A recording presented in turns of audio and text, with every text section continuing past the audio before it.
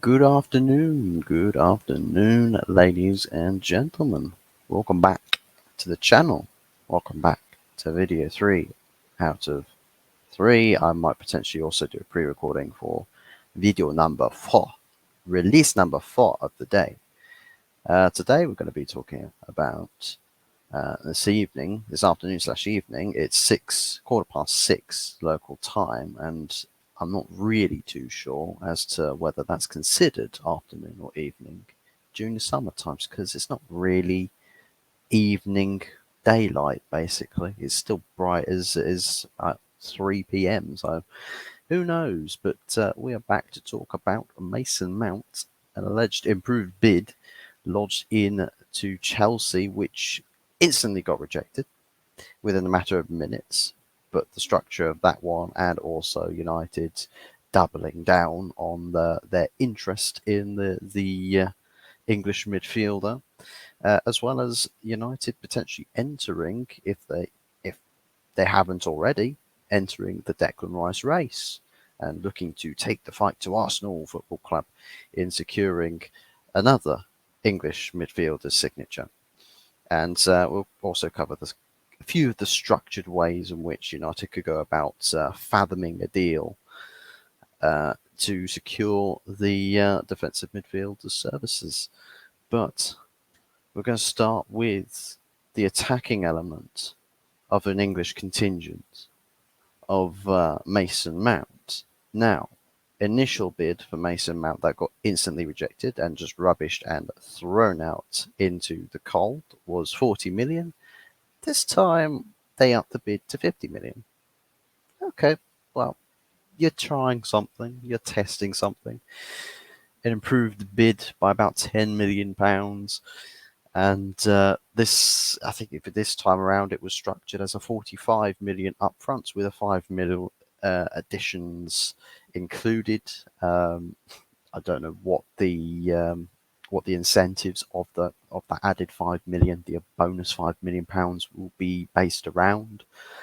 Maybe it's got a Ballon d'Or clause in there somehow. I don't even know. It's a bit like the news that came out when Rasmus Højlund allegedly had a Ballon d'Or clause inserted in a contract, which I mean, I don't believe that there's any of these contracts include Ballon d'Or clauses, and the clubs which are selling the players actually believe in those clauses. It's probably, wow, it's an extra 10-15 million if you get a Ballon d'Or, if the player wins the Ballon d'Or with our club. Well, that's about 10-15 million pounds you're never ever going to see. But it's neither here nor there. It's not for me to accept. It's for the other clubs that are selling to accept. But whatever the incentives are for that extra 5 million in add-ons, or whether it's just the case it's just structured. You pay 45 now and you pay another 5 further down the line. Who knows? But as for me, this is a Ten Hag priority signing. I'm not Mason's biggest fan. Not his biggest fan. Having seen him play at Chelsea for a couple years now, also them playing at championship level before, wasn't fantastic. Like, he didn't set the world alight at Derby. Comes into Chelsea's first team picture, and not the most enticing player. I think it's fair to say that there was plenty of other alternatives at Chelsea over the years that you'd rather have starting ahead of Mason Mount. But then again, he's not actually a terrible player, so I can't hate him. I can't hate the idea of signing him. I mean, he's basically just another addition into midfield, and as much as we can get as many midfielders in as possible, especially considering some of the midfielders we've got to offload. I'd be pretty. I'd be not.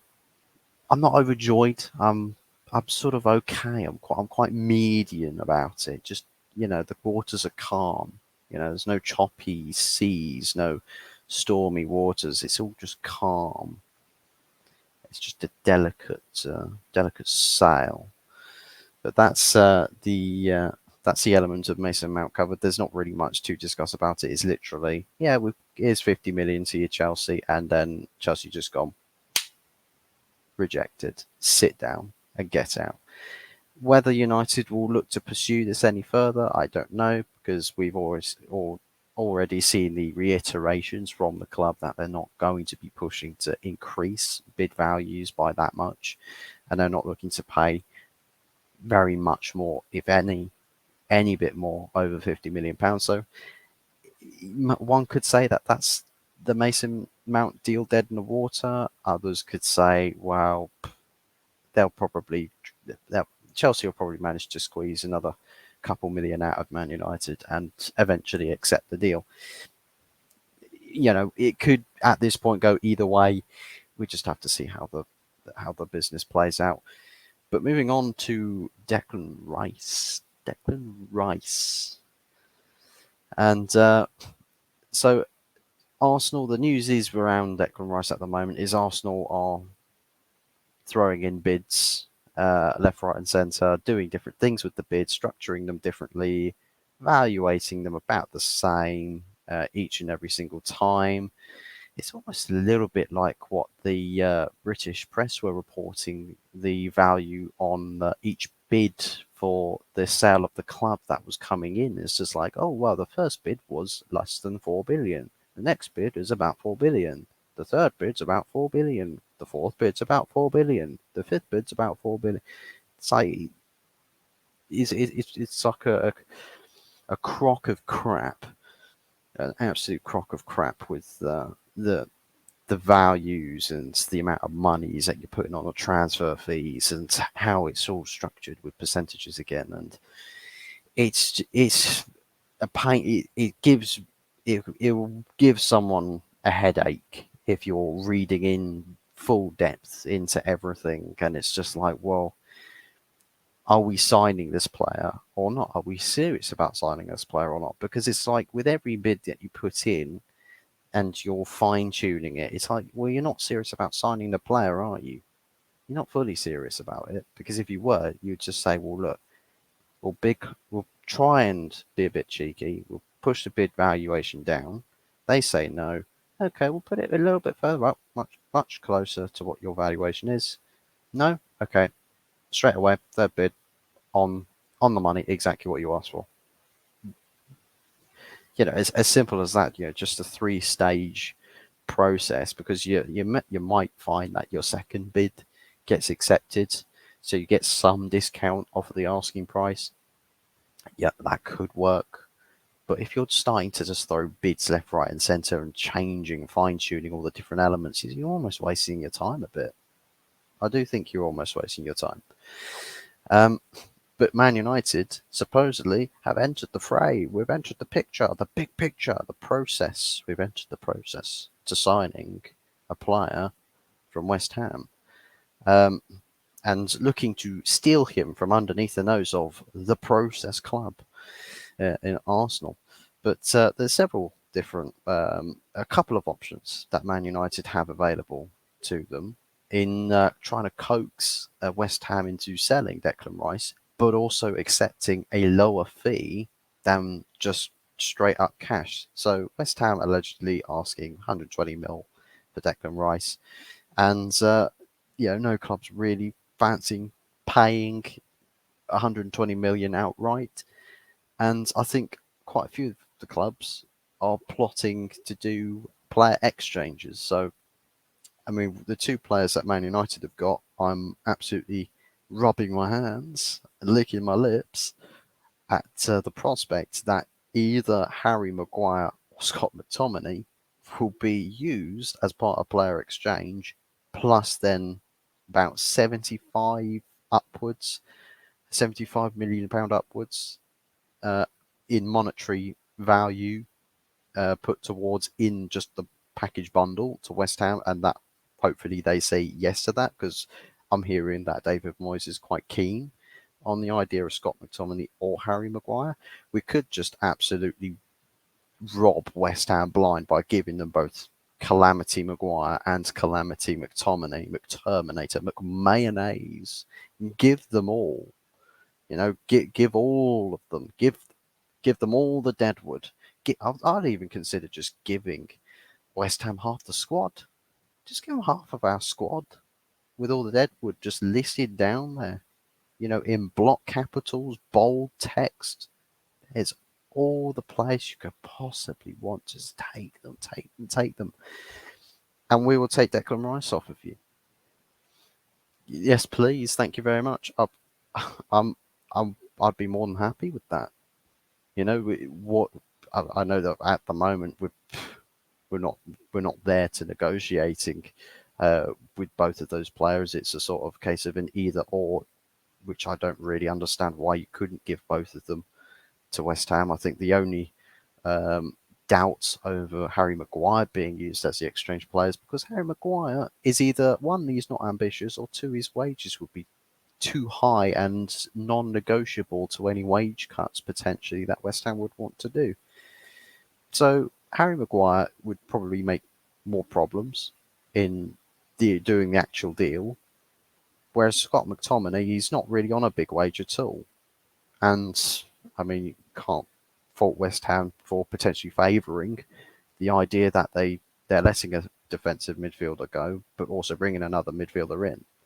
So I'd probably say that they'd be more looking towards the prospect of getting Scott McTominay as part of the exchange deal, plus transfer fee, which I think for Man United, if we can get it for about 75. I mean, I know I don't really believe that Declan Rice is about a 75 million pound player. I think he's about 60 million pound. Believe it or not, about 60 million pounds.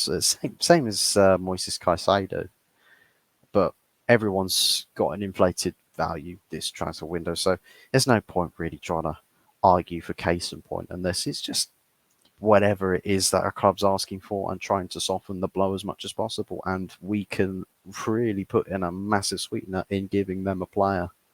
You know, give them Scott McTominay. We don't want him. We do not want him. And anyone who tells you that Scott McTominay, oh, he's valuable to our squad, you know, a valuable asset, it's just like, seriously, the compilations that you're probably masturbating to of a 5-yard pass, like, seriously, it doesn't make any sense. Why would we want to be keeping Scott McTominay? Why? Seriously, get rid. So Donny van der Beek, I'd say we'd get rid of because, you know, he's been injured one too many times to want to keep a position here or play for a position here. He just probably wants to change the scenery and just a fresh start. Just start from scratch. You've got Fred, who's so inconsistent. I mean, cool, when he's on it and he plays well, he's a very good level. But that's on the basis that for every good game you have, you probably have 2, 3, 4 bad games for Fred. We don't want 2, 3, 4 bad games for every good game he plays.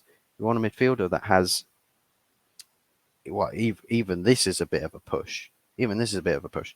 One bad game for every 4, 5, 6 good games. We want to see him just play good games every game.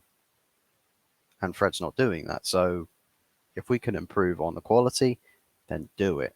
Don't waste any time. Just do it. So basically, Declan Rice, yes, please. Scott McTominay out the door, yes, please. The guy's literally just the Scottish Jesse Lingard at this point, and not in terms of, oh, he plays the same position, he plays the same style. Like, no, the way that the club rates Scott McTominay is the same way that they were rating Jesse Lingard. But he's a young player. He's good. He's a great prospect. Let's keep him at the club for as long as possible. Way longer, way beyond how long is necessary, and just, you know, just suck out all of the valuables that comes with trying to big up a player that reality knows is nowhere near good enough for this club. So it makes all the sense in the world to get rid of him. The same way we got rid of Jesse Lingard. I mean, Jesse Lingard left on a free, but you could get rid of McTominay as part of securing another midfielder, a defensive midfielder, that is streets ahead of McTominay. Streets ahead of him. I wouldn't even say streets, I'd just say entire postcodes ahead of him. Postcodes, counties. He's a whole country ahead of him. Quite literally, because Scott's from Scotland and Rice is from England, and England's better than Scotland. So, there's multiple layers to that. Cake there. So, but anyways, let me know what you guys think about the Mason Mount situation. Whether you think that there's any hope for Man United in securing Mount's services at Old Trafford, but also whether you think that there's a reasonable call for Manchester United to be exploring. That's a good word for that one. Exploring their options for the signature of Declan Rice. Whether that's going to pay off, whether that's there's whether we hold leverage. You could say we can hold leverage over Arsenal with a better structured deal overall, and so basically just we'll just have to see what happens and what each respective party goes for. But yeah, you guys let me know what you think. Drop it in your comments down below. Be sure to destroy that like button if it will ever see destruction in its lifetime for as long as this channel is going. We never know. And also don't forget to subscribe and turn your notification bell on, because I'll probably do a pre-recording for another video to come out much later tonight, which at that time I'll probably either be asleep, dead, or busy searching up other news or watching other videos just to see what's going on. But yeah, that's it for me for now, and we'll see y'all in the next video, and keep an eye out for later on tonight. There might not be a video, but there also might be. So there's no structure. There's no structure to it. But we'll just have to see how things go. But that's ciao for now from me, and I'll see you on the next one. Goodbye.